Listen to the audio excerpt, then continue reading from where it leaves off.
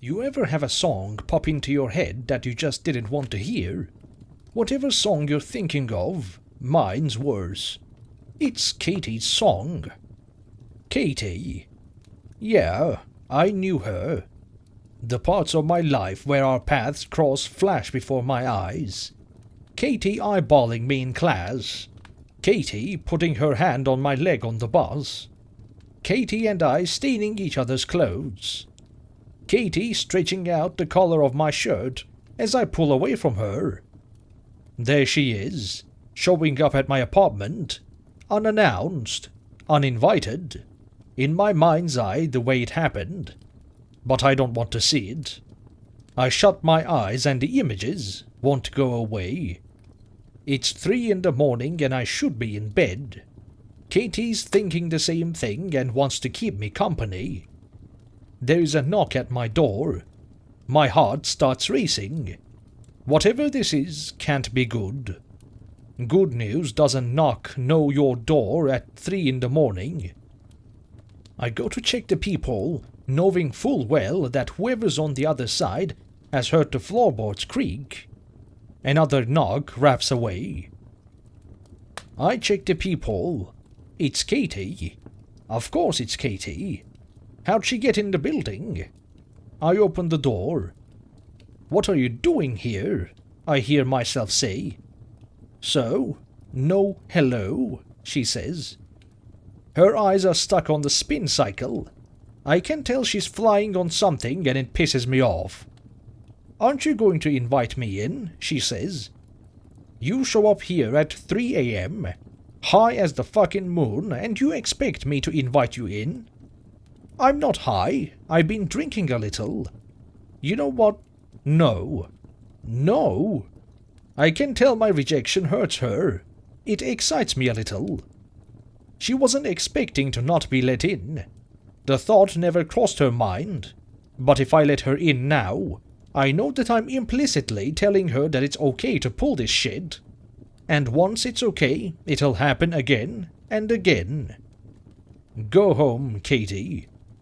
I start to close the door, but she slaps against it with an open palm.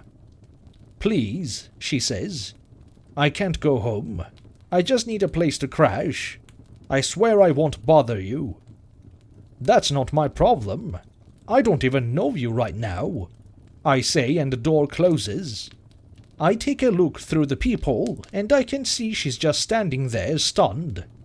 She crosses her arms, unsure of what to do. Some weak part of me starts to crack. She looks vulnerable, devastated. It's almost irresistible. But I need to be strong here. I have a point to prove. A valid point. An absolutely essential one. I stand by the door, listening to her heels clip-clop slowly, unsurely down the hall towards the exit door. When I hear it open and fall shut, I hit the sag. But she doesn't let me sleep. I can hear her pacing in the loose stones between my building and then one next to it. Lot of shady characters in that building. Mine's the nice one.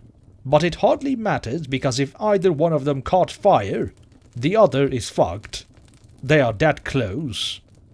And no matter how nice my building is, or once was, the closest to it taints it. Guilt by association. I lose my train of thought. Katie's phone goes off right beneath my window. That stupid ringtone. Katie's song. Why doesn't she answer it? It's cold out there, I know, and she's not exactly dressed for it. I wish she would just go away, just go home. My mind screams, nobody wants you here. But that's guilt-tripping Katie. She's just trying to make me feel bad for not letting her in. Damn ringtone, there it goes again. Christ, answer it. But she doesn't. Had enough of it, so I stick in some earplugs. They do just a good enough job to cover her pacing, disturbing loose stones. I can still hear her, though, pacing, banging and scratching against the stucco wall trying to get my attention.